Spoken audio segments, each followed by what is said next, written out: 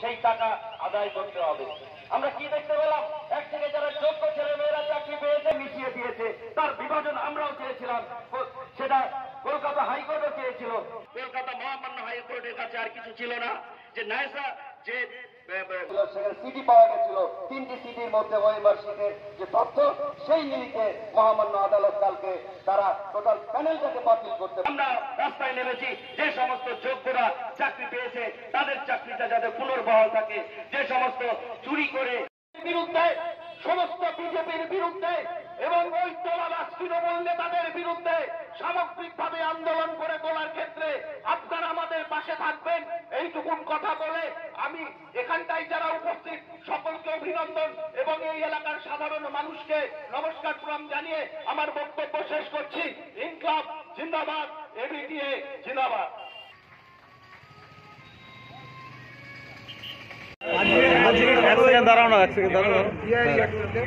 বললাম দাদা, আজকের আপনাদের এই যে ডেপুটেশন বিক্ষোভ, কি দাবি করছেন আপনারা এবং কি নিয়ে বিক্ষোভ? আপনারা ইতিমধ্যেই জানেন, গতকাল মহামান্য কলকাতা হাইকোর্ট যে রায় দিয়েছে, সেই রায় প্রেক্ষিতে প্রায় 26,000 যারা শিক্ষক শিক্ষিকা এবং শিক্ষাকর্মী, তারা সারা পশ্চিমবঙ্গব্যাপী তারা চাকরি করতেন বিভিন্ন বিদ্যালয়ে।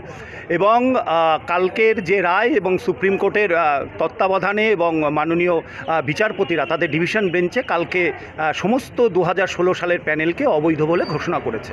আমরা নিখিলবঙ্গ শিক্ষক সমিতি এবিটিএ মনে করে, এই যে যাদের চাকরি গেল তার সমস্ত দায় মাননীয় মুখ্যমন্ত্রী মমতা ব্যানার্জিকে নিতে হবে এবং তার পাশাপাশি সমস্ত চাকরি চুরির দায় মমতা ব্যানার্জিকে নিয়ে তাকে মন্ত্রিসভা থেকে পদত্যাগ করতে হবে এবং সিবিআই এবং ইডি যারা আছেন তাদেরকে মমতা ব্যানার্জিকে গ্রেপ্তার করতে হবে এবং করে সারা পশ্চিমবঙ্গের যে 22টি জেলা রয়েছে, সেই 22টি জেলায় যে সকল তৃণমূলের এজেন্টরা আছে, যারা টাকা তুলেছেন সাধারণ পরীক্ষার্থীদের থেকে, তাদের তালিকা নির্ণয় করে তাদেরকে গ্রেপ্তার করতে হবে।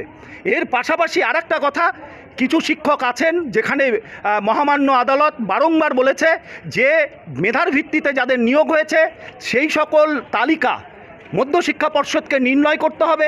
যারা যোগ্যতা নিয়ে যারা চাকরি পেয়েছে অবিলম্বে তাদেরকে পুনর্নিয়োগের ব্যবস্থা করতে হবে এবং দেখতে হবে কোনোভাবেই যেন তাদের সার্ভিস কোনো মতে ব্রেক না হয়।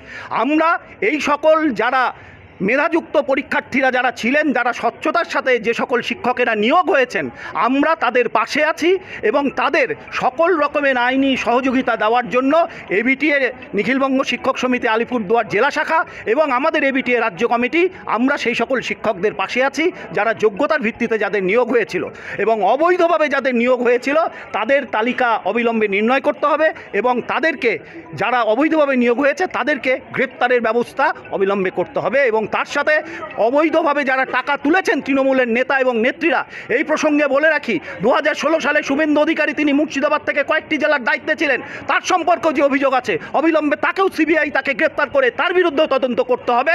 এটা হচ্ছে আমাদের মূল দাবি এবং এই দাবি নিয়েই আমরা আজকে পথসভা করেছি এবং জেলা বিদ্যালয় পরিদর্শকের কাছে আমরা এসেছি ডেপুটেশন দেওয়ার জন্য। আমার নাম জয়ন্ত সাহা, আমি এবিটিএ আলিপুরদুয়ার জেলা সম্পাদক।